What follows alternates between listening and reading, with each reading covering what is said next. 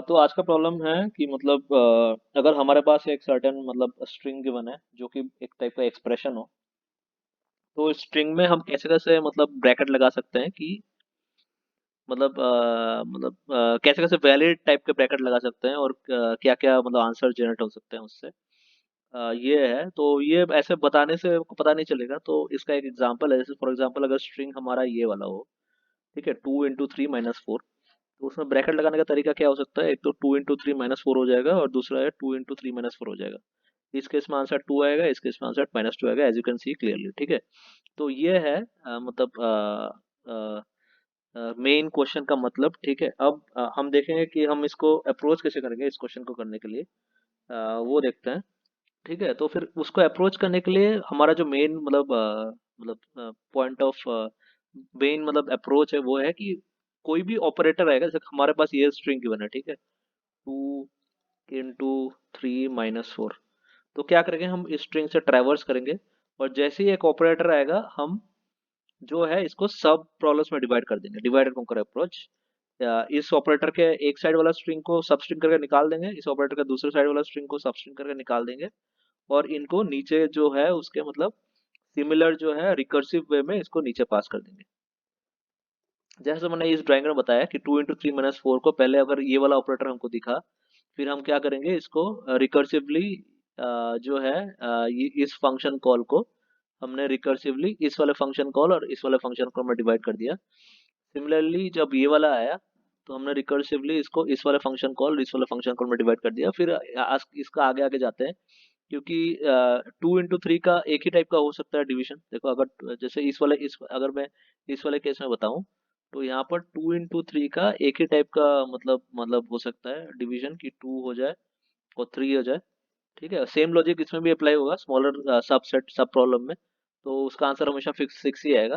तो और एक अगर एक स्ट्रिंग में एक ही टाइप का मतलब इंटीजर है, बस एक इंटीजर और कुछ ऑपरेटर नहीं है, तो उसका आंसर भी वो इटसेल्फ होगा। तो ये सब बेस कंडीशन लगा लगा के हम मतलब जो टर्मिनल कंडीशन होता है रिकर्शन का वो लगा के, या बेस कंडीशन बोलते हैं उसको लगा के, वो सब मतलब ये सिंपल केसेस में रिटर्न कर सकते हैं।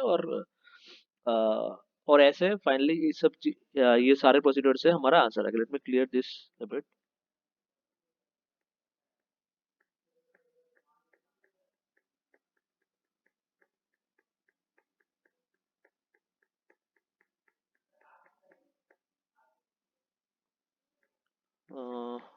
काफी क्लियर हो गया। Let me just remove this to.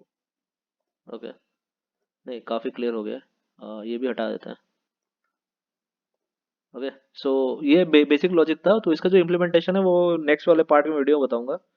लेकिन मतलब यही इसका कोर कंसेप्ट है। ठीक है, मतलब ये डायग्राम से बता सकते हैं कि हमारा कैसे होगा ये प्रॉब्लम का सोल्यूशन। तो बेसिकली क्या होगा, एक लिस्ट पास करेंगे नीचे। ठीक है, जैसे कोई भी ऑब्जेक्ट एक लिस्ट ऑफ आंसर्स देगा। ठीक है, फॉर एग्जांपल ये जो है इसमें जो आंसर्स आएंगे वो लिस्ट में फॉर एग्जांपल जो इस फाइनली जो बनेगा इसका लिस्ट वो बनेगा 2 और -2 का लिस्ट बनेगा।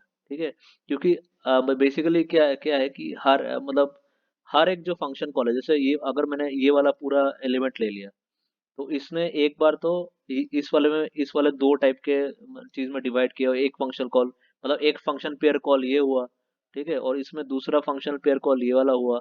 तो इन दोनों फंक्शन पेयर कॉल्स में अलग अलग आंसर जनरेट होंगे। तो वो क्या होगा कि मतलब जैसे जैसे जब ये वाला फंक्शन कॉल हुआ तो फिर ये लिस्ट में ऐड हो जाता है, और जब उसके बाद ये वाला फंक्शन कॉल हुआ तो ये भी लिस्ट में ऐड हो जाता है। ऐसे करके लिस्ट कंप्लीट हो जाता है हमारा।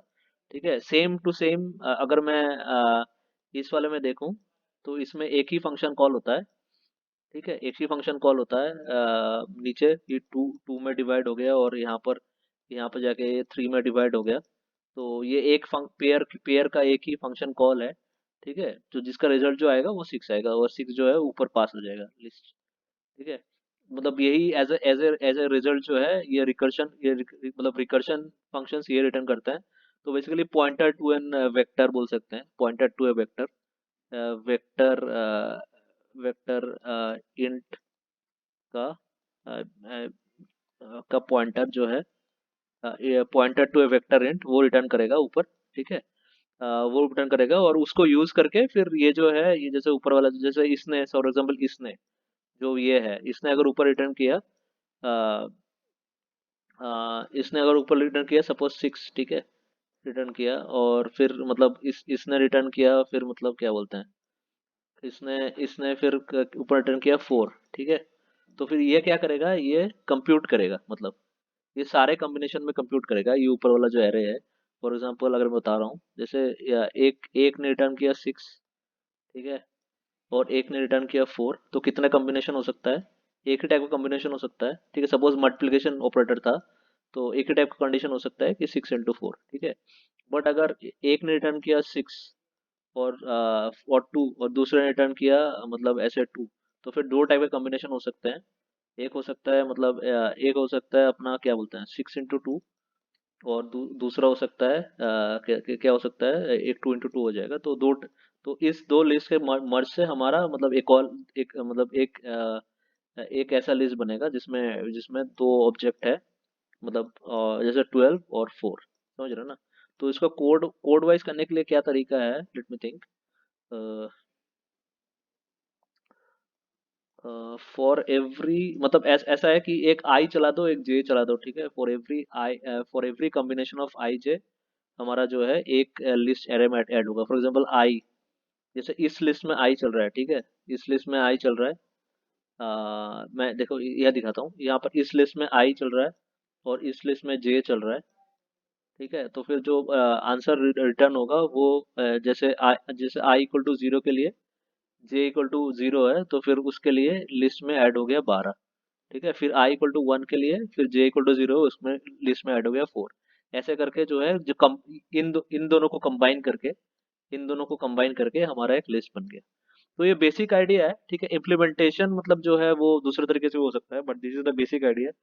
For this video, I've just tried to give the basic idea of this video. Implementation will come in the next video. So see you in the next video. Thank you.